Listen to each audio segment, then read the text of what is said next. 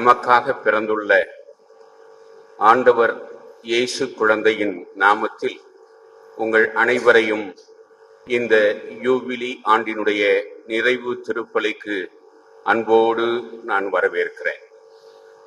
உலக திரு அவையோடு நாம் இணைந்து இன்றைய நாளில் நம்முடைய இந்த யூபிலி ஆண்டை நிறைவு செய்கிறோம்.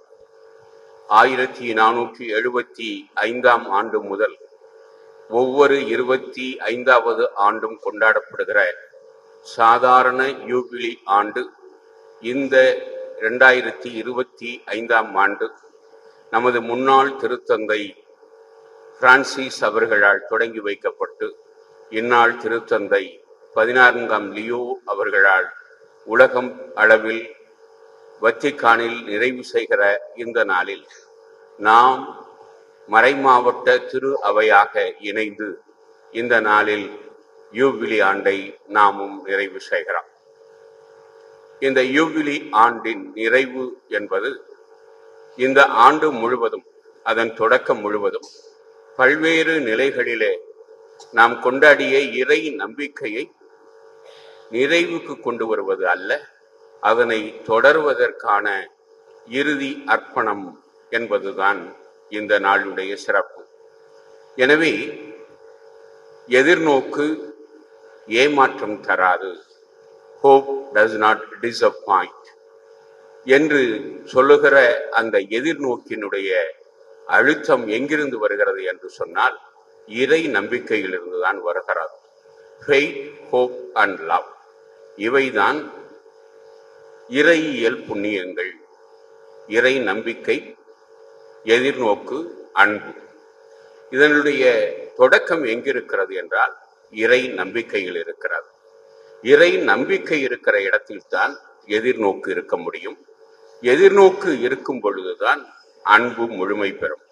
எனவே இந்த அடிப்படையில இறை நம்பிக்கை, அதை நாம் இந்த ஆண்டு முழுவதும் நமது வாழ்வில் ஆழப்படுத்தி இருக்கிறோம்.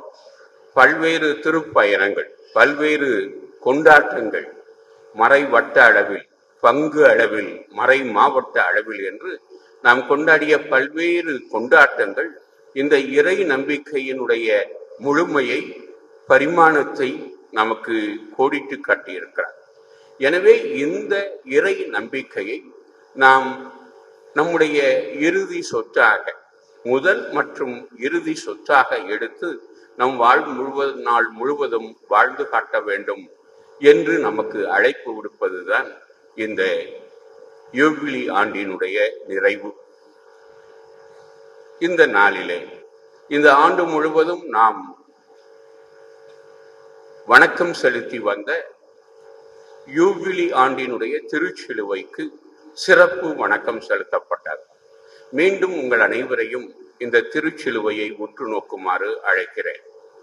இந்த திருச்சிலுவை என்பது ஒரு கப்பல் போன்ற வடிவத்திலே, அதன் உச்சியிலே தூய ஆவியார் இறங்கி வருவது போல அமைக்கப்பட்டிருக்கிறது.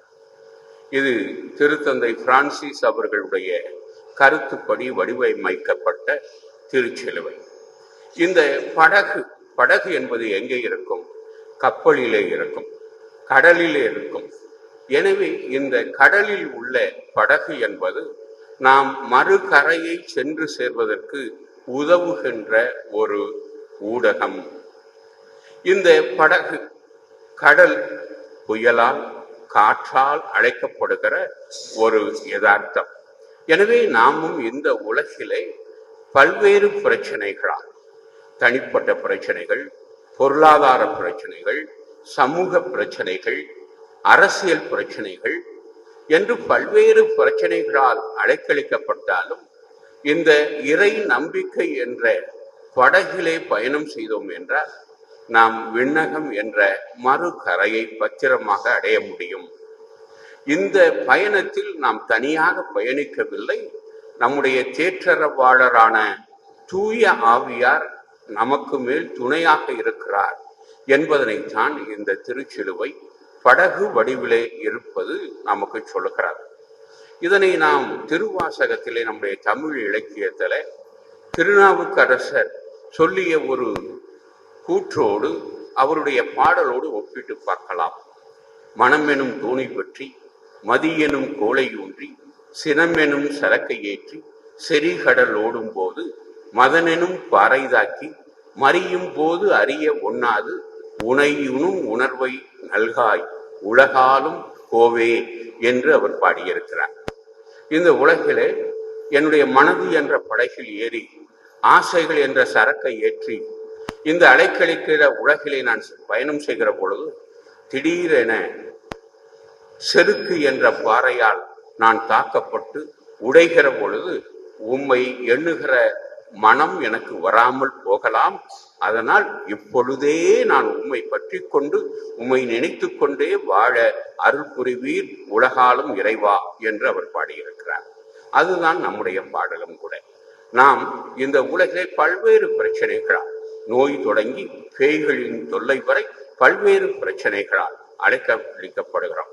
ஆனால் நாம் பயப்பட வேண்டிய அவசியம் இல்லை. ஆண்டவர் இயேசுவினுடைய வாழ்வில் நாம் அவர் எப்படி இந்த இறை நம்பிக்கையை நமக்கு ஆழப்படுத்தி இருக்கிறார் என்பதை பார்க்கிறோம்.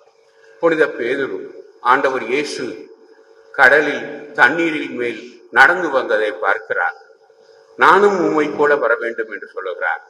வா என்று ஆண்டவர் இயேசு அழைப்பு விடுக்கிறார். அழகாக பேதுரு தண்ணீர் மேல் நடந்து போகிறார். திடீரென அவர் தண்ணீரிலே மூழ்கிறார். அப்பொழுது ஆண்டவர் இயேசு அவரை கடிந்து கொள்கிறார்.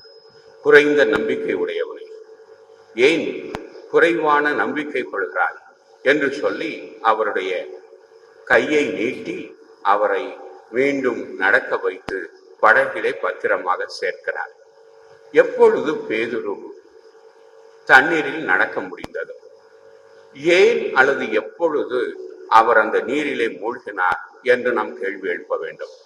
எப்பொழுது ஆண்டவர் இயேசுவின் முகத்தின் மேல் அவர் மேல் பேதுருவுடைய பார்வை பதிந்திருந்ததோ அப்பொழுது அவரால் எளிதாக தண்ணீரின் மேல் நடக்க முடிந்தார். எப்பொழுது இயேசுவிடமிருந்து அவருடைய பார்வை திரும்பி அவரை சுற்றி வீசுகிற காற்றின் மேல் பார்வை திரும்பியதோ அப்பொழுது அவர் மூழ்கினார். மீண்டும் அவர் இயேசுவை நினைவு கூர்ந்து கதறியவுடன் இயேசு கை கொடுக்கிறார். இது நம்முடைய வாழ்வுக்கு மிகவும் பொருந்தும். நாமும் நம்முடைய வாழ்க்கையில் பிரச்சனைகள் இருக்கலாம், பிரச்சனைகள் இல்லாத வாழ்வு இருக்காது. வீட்டுக்கு வீடு வாசப்படி, ஒவ்வொரு வாழ்வுக்கும் பிரச்சனைகள். ஆனால் இந்த பிரச்சனைகளை நாம் எளிதாக கடந்து செல்ல முடியும், வெற்றி கொள்ள முடியும். எப்பொழுது என்றால் இயேசுவின் மேல் நம்முடைய கவனத்தை மனதை பதித்திருந்தோம் என்று சொன்னால் எந்த துன்பமும் துயரமும் இயேசுவை விட பெரிதல்ல. இதுவும் கடந்து போகும், எதுவும் கடந்து போகும். எப்பொழுது நாம் இயேசுவின் மேல் நம்பிக்கை கொண்டிருந்தால், அவர் மேல் நம்முடைய முகத்தை பதித்திருந்தால், கவனத்தை பதித்திருந்தால், ஆனால் எதுவும் நம்மை தோற்கடிக்கும். எப்பொழுது நம்முடைய கவனம் நம்முடைய பிரச்சனைகள் மேல் திரும்பி இருந்தால், இயேசுவின் மேல் நம்முடைய கவனம் திரும்புவதற்கு பதிலாக பிரச்சனைகள் மேல் அல்லது அலைகள் மேல் கவனம் திரும்பினால் நாம் மூழ்கடிக்கப்படுவோம். எனவே ஆண்டவர் இயேசுவின் மேல் மட்டும் நம்முடைய கவனத்தை திருப்ப வேண்டும். அவர் முகத்தின் மேல் மட்டும் நம் பார்வை பதிந்திருக்க வேண்டும். அப்பொழுதுதான் நாம் இந்த உலகத்தில் மிக எளிதாக நம்முடைய துன்பங்களை, துயரங்களை வெல்ல முடியும். அந்த ஒரு பாடத்தை நாம் இன்று கற்றுக்கொள்வோம். ஆண்டவர் இயேசு அவருடைய வாழ்வில் திரும்ப திரும்ப எப்பொழுதெல்லாம் சீடர்களை அல்லது மக்களை பாராட்டினார், எப்பொழுதெல்லாம் யாரிடமெல்லாம் இறை நம்பிக்கை இருந்ததோ அவர்களை பாராட்டினார். எப்பொழுது சீடர்களை அல்லது பிறரை கடிந்து கொண்டார், எப்பொழுதெல்லாம் அவர்களிடம் இறை நம்பிக்கை இல்லாமல் போனதோ அப்பொழுதெல்லாம் அவர்களை கடிந்து கொண்டார். புனித பேதுருவை நம்பிக்கை குன்றியவனை, இறை நம்பிக்கை குன்றியவனே என்றெல்லாம் அவர் கடிந்து கொண்டதை நாம் பார்க்கிறோம். எனவே நம்பிக்கை ஒன்றுதான். இந்த உலகில் நாம் மறு உலகை சென்றடைவதற்கான மிகச்சிறந்த ஊடகம், பற்றுக்கோடு, படகு. அதனைத்தான் இந்த திருச்சிலுவை நமக்கு சொல்கிறது. எனவே இந்த இறை நம்பிக்கை எல்லோருக்கும் வேண்டும். குழந்தைகளுக்கு வேண்டும், இளைஞர்களுக்கு வேண்டும், பெரியவர்களுக்கு வேண்டும், வயதானவர்களுக்கு வேண்டும். அந்தந்த காலகட்டங்களுக்கு உரிய சவால்களையும் பிரச்சனைகளையும் வெல்வதற்கு நமக்கு இறை நம்பிக்கை ஒன்றுதான். காரணம் என்ன என்று சொன்னால், நாம் யாருமே நம்முடைய கவனத்தை பதித்திருக்கிறோம் என்றால் நமக்கு வளமான ஒரு மனிதரின் மேல் அல்ல, அல்லது அதிகமான பணத்தை பொருளை குவித்திருப்பவர்கள் மீது அல்ல, நமது மீட்பராம் ஆண்டவர் இயேசு கிறிஸ்துவின் மேல் நம்முடைய கவனத்தை நாம் பதித்திருக்கிறோம். இடையர்கள் காட்சி கண்ட பொழுது வானதூதர் சொல்லிய வார்த்தை இதுதான்: உலகம் முழுவதற்கும் மாபெரும் நற்செய்தியை, மகிழ்ச்சியூட்டும் நற்செய்தியை நான் உங்களுக்கு அறிவிக்கிறேன். உங்களுக்காக மீட்பர் பிறந்திருக்கிறார். பெத்லெகேம் என்ற ஊரிலே உங்களுக்காக மீட்பர் பிறந்திருக்கிறார். ஆண்டவர் இயேசு கிறிஸ்து இறை மகன், தச்சனுக்கு பிள்ளை என்றும் தாயொருத்தி கன்னி என்றும் இச்சனங்கள் சொன்னாலும் தெய்வ திருக்குமரா தாலேலோ என்று இயேசு காவியத்திலே கவிஞர் பாடுகிறார். எனவே இந்த தெய்வ திருக்குமார் நம்முடைய மீட்பர். அவர் இந்த உலகிற்கு வந்து மனிதனாக பிறந்து சிலுவையை ஏற்று நம்மை மீட்டெடுத்திருக்கிறார். எனவே 2000 ஆண்டுகளாக இந்த திரு அவையும் நிறுவனம் என்ற முறையில் எத்தனையோ சவால்களை, அலைகளை சந்தித்தார். ஆனால் ஆண்டவர் இயேசு கிறிஸ்து மத்தேயு 16:18 சொல்வது போல, பாறை, நீ பாறை, இந்த பாறையின் மேல் என் திரு அவையை கட்டுவேன் என்று சொல்லிய அவருடைய வார்த்தை. தொடர்ந்து சொல்லுகிறார், நரகத்தின் வாயில்கள் இதனை மேற்கொள்ளா என்று சொல்லுகிறார். நீ பாறை என்று ஆண்டவர் இயேசு சொன்னது எதை? பேதுருவையா? பேதுருவுடைய விசுவாச அறிக்கையை. பேதுரு இயேசுவை பார்த்து, நீங்கள் நான் யார் என்று சொல்லுகிறேன் என்று இயேசு கேட்ட கேள்விக்கு பேதுரு கொடுத்த பதில்தான், நீர் மெசியா, வாழும் கடவுளின் மகன் என்ற விசுவாச அறிக்கை, நம்பிக்கை அறிக்கை. இதன் மேல் திருச்சபையை கட்டி இருக்கிறார் ஆண்டவர் இயேசு. எனவே இதுதான் பாறை. நம்முடைய பாறை என்பது இந்த விசுவாச அறிக்கை. நீர் மெசியா, வாழும் கடவுளின் மகன் என்பதுதான் நம்முடைய பாறை.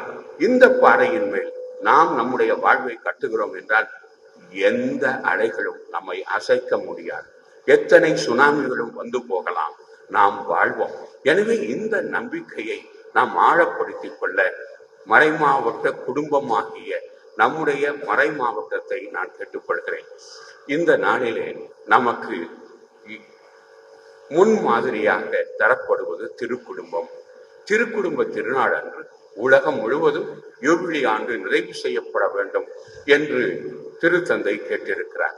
அதற்கு காரணம் என்ன என்று சொன்னால், இந்த நாட்களிலே பல நாடுகளில், ஏன் நம் நாடுகளில் கூட குடும்பங்கள் சிதைந்து வருகின்றன. ஆனால் குடும்பங்கள் குடும்பங்களாக இருக்கிற வரைக்கும், இணைந்திருக்கிற வரைக்கும் தான் தனி மனிதர்களுக்கும் வாழ்வும் மீட்பும் உண்டு. இப்படி குடும்பங்கள் சிதையும் என்றால் தனி மனிதர்களுக்கும் குடும்பங்களுக்கும் நிறுவனங்களுக்கும் வாழ்வு இல்லை. எனவே உலகமே குடும்பம் அழிந்தால் அழிந்து போகும். அதனால்தான் அந்த திருக்குடும்பத்தை முன்மாதிரியாக வைத்து இந்த நாளிலே உலகம் முழுவதும் யூபிலி ஆண்டினுடைய நிறைவை கொண்டாடுகிறார். நாம் திருக்குடும்பம் என்று ஏன் சொல்லுகிறோம்? அந்த குடும்பத்தின் மையம் கடவுள், நம் மீட்பராகிய இயேசு கிறிஸ்து. அவரை வைத்துத்தான் அந்த குடும்பம் முழுவதும் சுழன்றதை பார்க்கிறோம். குறிப்பாக அவருடைய பெற்றோர்கள். அவர் பிறப்பதற்கு முன்பாக இன்றைய நற்செய்தியிலேயே நாம் கேட்டது போல, அவருடைய தாயின் வயிற்றில் தூய ஆவியாரால் கருவுற்றிருக்கிறார் என்ற செய்தி அவருக்கு சொல்லப்படுகிறது.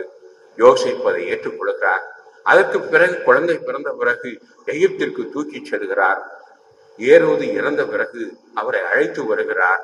ஆனால் அர்கெலாவுஸ் ஆட்சி செய்த காரணத்தினால் யூதேயாவுக்கு செல்லாமல் கலிலேயாவுக்கு சென்று நாசரேத்திலே வாழ்கிறார்கள். அன்னை மரியாவை பாருங்கள். அன்னை மரியாவினுடைய கவனம் முழுவதும் அந்த குழந்தை மேல்தான் இருந்தார். தாய்மார்களுக்கு நன்றாக தெரியும், குழந்தை சிறு குழந்தையாக கைப்பிள்ளையாக இருக்கிற பொழுது எவ்வளவு கவனம் குழந்தைக்கு தேவைப்படுகிறது. தாயினுடைய 24 மணி நேர கவனமும் அந்த குழந்தையின் மேல்தான் இருக்கிறது. அதை போலதான் அன்னை மரியாவும் தன்னுடைய மகன் கிறிஸ்துவின் மேல் அவருடைய கவனத்தை பதித்திருந்தார். எல்லா சூழல்கள் அவரை பெற்று அவரை வளர்த்து சிலுவைக்கு அவர் செல்லுகிற வரைக்கும் அவரோடு அவர் பயணித்ததை நாம் பார்க்கிறோம். எனவே இந்த இருவரும், தாயும் தந்தையும், வளர்ப்பு தந்தை யோசேப்பும் அன்னை மரியாவும் இயேசுவை மையமாக வைத்துத்தான் வாழ்ந்திருக்கிறார்கள். அவரை வைத்துத்தான் அவர்களுடைய வாழ்வு சுழன்று இருக்கிறார். அவர் சொன்னதையும் செய்ததையும் அன்னை மரியா மனதில் வைத்து பதித்து வாழ்ந்து வந்தார் என்று லூக்கா நற்செய்தியாளர் சொல்லுகிறார். எனவே இந்த நாளிலே நம்முடைய குடும்பங்கள் சிறந்த குடும்பங்களாக இருக்க வேண்டும் என்று சொன்னால் நாம் இந்த திருக்குடும்பத்தை பின்பற்ற வேண்டும். இந்த திருக்குடும்பத்தை பின்பற்றுவது என்று சொல்கிற பொழுது கடவுளை மையப்படுத்தி வாழ்வது. கடவுளை மையப்படுத்தி வாழ்வது என்று சொல்கிற பொழுது நம்முடைய கடவுள் பற்றிய இறை நம்பிக்கையை தினமும் வளர்த்துக் கொள்வது. நான் பொதுவாக என்னுடைய மாணவர்களிடம் சொல்வது, எதுவுமே ஸ்டாட்டஸ் கோ அல்ல. நீங்கள் படிச்சிட்டீங்க, 10 வருடம் படித்து விட்டீர்கள், குருக்களாக திருப்பட்டம் பெறப் போகிறீர்கள், இன்னும் படிக்க வேண்டியதே இல்லை அப்படின்னு நினைக்கக்கூடாது.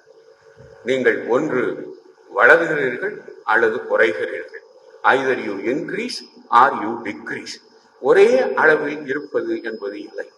ஏன் சொத்து, நான் சில இடங்களில் கேள்விப்பட்டிருக்கேன், நான் வச்சிருக்க சொத்தை வச்சு என் தலைமுறை 10 தலைமுறை வாழும் என்று சொன்னார்கள். ஆனால் 2வது தலைமுறையிலே சொத்துக்கள் காணாமல் போய்விட்டன. காரணம் என்ன? குந்தி தின்றால் குன்றும் கரையும். அறிவுக்கும் பொருந்தும், பொருளுக்கும் பொருந்தும், இறை நம்பிக்கைக்கும் பொருந்தும். எனவே நாம் எதிலும் வளர்ந்து விட்டோம், அதிலே நின்று விடுவோம் என்று நினைக்க முடியாது. நாம் குறைந்து கொண்டே போய்விடுவோம், அதனை வளர்க்கவில்லை என்றால்.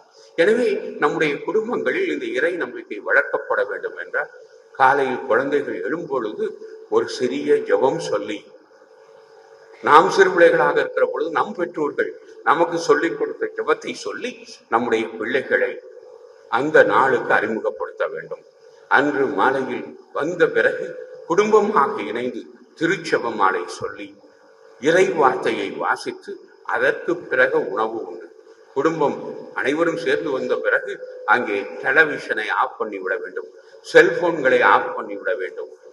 குடும்பமாக இணைந்து ஒருவரோடு பேசி, நீங்கள் எல்லோரும் சேர்ந்து இறைவனோடு பேசி உணவருந்தி தூங்க செல்ல வேண்டும்.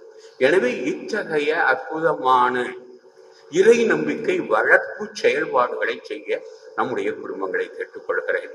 அப்படி செய்கிற பொழுதுதான் இறைவனை மையப்படுத்துகிறோம் என்ற அர்த்தம், அந்த இறை நம்பிக்கையை வளர்க்கிறோம் என்ற அர்த்தம். 2வதாக நமது மாதிரிகையாக ஆண்களுக்கு கணவன்மார்களுக்கு யோசேப்பும், பெண்களுக்கு அன்னைமார்களுக்கு அன்னை மரியாவும் தரப்படுகிறார்கள். யோசேப்பு எப்பேற்பட்டவராக இருந்தார்? அவர் ஒரு வார்த்தை கூட பேசியதாக நற்செய்தி நூல்கள் சொல்லவில்லை. ஒரு வார்த்தை கூட பேசாதவரை பற்றி 2025 வருடங்களாக நாம் பேசிக் கொண்டிருக்கிறோம். ஒரு வார்த்தை கூட பேசாதவரை பற்றி யோசேப்பு ஆண்டு என்று அந்த ஆண்டு முழுவதும் நாம் பேசினோம். காரணம், வார்த்தைகள் மட்டும் செய்தியை கொடுப்பதில்லை, மௌனமும் அமைதியும் வார்த்தைகளை நமக்கு போதனைகளை சொல்லுகின்றன. எனவே குடும்பங்களிலே நிறைய பேசுகிற அப்பாவை விட கொஞ்சமா பேசுகிற அப்பா மேல் பிள்ளைகளுக்கு மதிப்பும் மனைவிக்கு மதிப்பும் இருக்கும். காரணம், நிறைய பேசுவதால் நம்முடைய ஆளுமையை நிலைநாட்ட முடியும் என்று நினைப்பவர்கள் தவறு செய்கிறார்கள். மாறாக எங்கே பேச வேண்டுமோ அங்கே பேச வேண்டும், எவ்வளவு பேச வேண்டுமோ அவ்வளவு பேச வேண்டும். பேசாமல் இருக்க வேண்டிய இடத்தில் பேசாமல் இருக்க வேண்டும். அதனால்தான் words are silver, silence is gold என்று ஆங்கிலத்திலே சொல்கிறார்கள். வார்த்தைகள் வெள்ளி, மௌனம் தங்கம். எனவே எங்கே அமைதியாக இருக்க வேண்டுமோ அங்கே அமைதியாக இருக்க வேண்டும். எனவே இந்த அமைதி பண்பு ஆண்களுக்கும் பெண்களுக்குமே தேவை. அன்னை மரியாவிடம் இருந்த அற்புதமான தன் கணவரை மையப்படுத்துகிற ஒரு பண்பு நாம் பார்க்கிறோம். குழந்தை காணாமல் போகிறார், அவரை கண்டுபிடிக்கிறார்கள். தாய்க்கு அன்பு இருக்கிறது, ஆனால் அன்போடு கண்டிப்பும் இருக்கிறது என்பதை காட்டுகிறார். மகனை ஏன் இப்படி செய்தார் என்று கேட்டுவிட்டு என்ன சொல்கிறார்? உன் தந்தையும் நானும் உன்னை எவ்வளவு ஏக்கத்தோடு தேடினோம் என்று சொல்கிறார். எனவே அன்னை மரியா போன்று இன்னொரு தாயாக இருந்தார், நான் 3 நாளா ஒரு தண்ணி கூட என் வாயில படலை, எப்படி உன்னை தேடிக்கொண்டிருந்தோம் என்று மற்ற தாய்மார்கள் சொல்லியிருப்பார்கள். ஆனால் அன்னை மரியா என்ன சொல்லுகிறார்? உன் தந்தையும் நானும். எப்படி கணவனை முன்னிலைப்படுத்துகிற மனைவியரை முன்னிலைப்படுத்துகிற கணவரும் இருக்கிற பொழுது அது ஒரு திரு குடும்பம். எனவே எப்படி இயேசு ஆண்டவரை மையப்படுத்திய குடும்பங்களாக, ஒருவர் மற்றவரை முன்னிலைப்படுத்துகிற குடும்பங்களாக, கணவர் மனைவியையும் மனைவி கணவரையும், பெற்றோர்கள் பிள்ளைகளையும் பிள்ளைகள் பெற்றோரையும் முன்னிலைப்படுத்துகிற குடும்பங்களாக இருக்க வேண்டும். சீராக்கு ஞான நூல் அழகாக சொல்லியிருக்கிறது. தந்தையை தாயை பேணுகிறவர்கள் நிறைய சொத்துக்களை சேர்த்தவர்கள் ஆவார்கள். அவர்களுடைய பாவங்களுக்கு பரிகாரம் அதிலிருந்தே கிடைத்து விடுகிறது என்று சொல்கிறார். எனவே இன்று இளைஞர்களும் இளம் வயதினரும் பெற்றோர்களை பேண வேண்டும். முதியவர்கள் சுமைகள் அல்ல, அவர்கள் மிகச்சிறந்த ஆசிர் என்பதனை பிள்ளைகள் உணர வேண்டும். ஒரு ஆட்டோவில் எழுதப்பட்டிருந்தது, அன்னையின் இல்லத்தின் பெயரோ அன்னையின் இல்லம், ஆனால் அன்னையோ முதியோர் இல்லத்தில் என்று எழுதப்பட்டிருந்தார். ஒருவர் நிறைய சம்பாதித்து பெரிய மாளிகையை வீடாக கட்டுகிறார். கட்டி முடித்த பிறகு அதற்கு பெயர் வைக்கிறார் அன்னை இல்லம், ஆனால் அவருடைய அம்மாவோ முதியோர் இல்லத்திலே இருக்கிறார். எனவே இப்படி ஒரு எதிர்ப்புறமான வாழ்வை வாழாமல் நம்முடைய பெற்றோர்கள் மிகச்சிறந்த ஆசிர் நமக்கு. அவர்களை பேணுவது கடவுள் கொடுத்த கொடை. பெற்றோர் நம்முடைய சிறு வயதில் இறந்து விட்டார்கள் என்று சொன்னால் அது நமக்கு ஒரு சிறிய சாபம் தான். ஆனால் அவர்கள் முதிய வயது வரை வருகிற பொழுது அது நமக்கு ஒரு ஆசீர்வாதம். அவர்களை பேணுகின்ற பாக்கியத்தை கடவுள் நமக்கு கொடுத்திருக்கிறார் என்று நினைக்க வேண்டும். அவர்கள் முதிய வயதை அடைகிற பொழுது அவர்கள் சுமை என்று நாம் கருதக்கூடாது. இத்தகைய எண்ணத்தை கொண்டவர்களாக நம்முடைய மறை மாவட்டத்தில் இருக்கக்கூடிய அத்துணை குடும்பங்களும் இருக்க வேண்டும். இறுதியாக இந்த ஆண்டு நிறைவு அடைகிற பொழுதே திருத்தந்தை லியோ ஏழைகளை மறந்து விடாதீர்கள் என்ற கருத்தை முன்வைக்கிறார். நாம் நம்முடைய மறை மாவட்டத்தில் இந்த கடந்த 2 ஆண்டுகளாக அந்த கருத்தை மையப்படுத்தியே நம்முடைய மறை மாவட்டத்தை நகர்த்தி இருக்கிறோம் என்று சொல்லலாம்.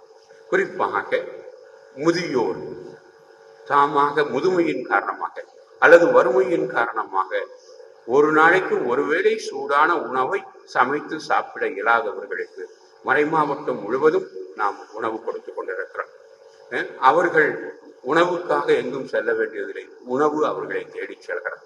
அது மட்டுமல்ல, கல்வி கற்கிற இளைஞர்கள், இளம் பெண்கள் உதவி என்று வருகிற பொழுது மறுக்கப்படாமல் அவர்களுக்கு செய்யப்படுகிறது. மருத்துவ உதவி செய்யப்படுகிறது. ஏன் வீடுகளை இழந்தவர்களுக்கு வீடு கட்டி கொடுக்கப்படுகிறது. இந்த செயல்பாடு நம்முடைய இறை நம்பிக்கை நம்மை வளப்படுத்துவது போல நம்முடைய ஏழைகளையும் எளியவர்களையும் வளப்படுத்த வேண்டும். அதுதான் முழுமையான இறை நம்பிக்கையினுடைய அடையாளம் என்பதனை நாம் வாழ்ந்து கொண்டிருக்கிறோம். அதனை தொடர்ந்து நாம் செயல்படுத்த வேண்டும் என்று நான் கேட்டுக்கொள்கிறேன். ஏழைகளை மறந்தவர்கள் இறைவனுக்கு அருகில் வர இயலாது.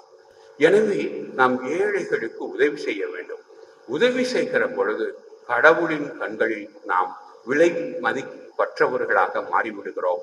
எனவே அத்தகைய ஏழைகளை நாம் தொடர்ந்து நினைவு கூறுகிறோம் என்பதனுடைய அடையாளமாக இன்றைய திருப்பலி நிறைவிலே நாம் ஒரு சில ஏழைகளுக்கு சில உதவிகளை நாம் செய்கிறோம். இது எதற்காக என்றால் நாம் செய்கிறோம் என்பதனை எல்லோருக்கும் மத்தியில் சொல்வதற்கல்ல, எல்லோரும் செய்ய வேண்டும்.